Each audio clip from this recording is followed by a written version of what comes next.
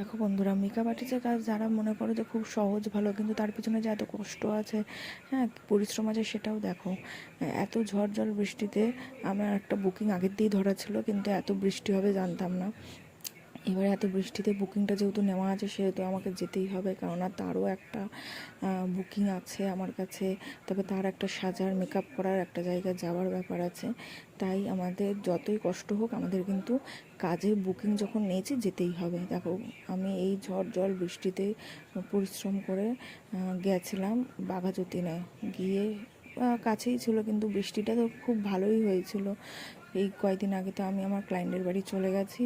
আমার ক্লায়েন্টের বাড়ি, আমার মেকআপের প্রোডাক্টও সব বের করে নিয়েছি, আমার ক্লায়েন্টও চলে এসছে।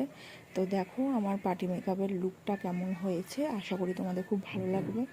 এরকমভাবে তোমরা যারা আমার কাছে সাজতে চাও, মেকআপ করতে চাও, ঝটপট বুকিং করে ফেলো প্রীতিস মেকওভার। আর আমার এই লুকটা তোমাদের কেমন লেগেছে অবশ্যই আমাকে কমেন্ট করে জানাবে। বাই বাই বন্ধুরা, আশা করি আমার এই ভিডিওটা মেকআপটা তোমাদের খুব ভালো লেগেছে। Bye bye.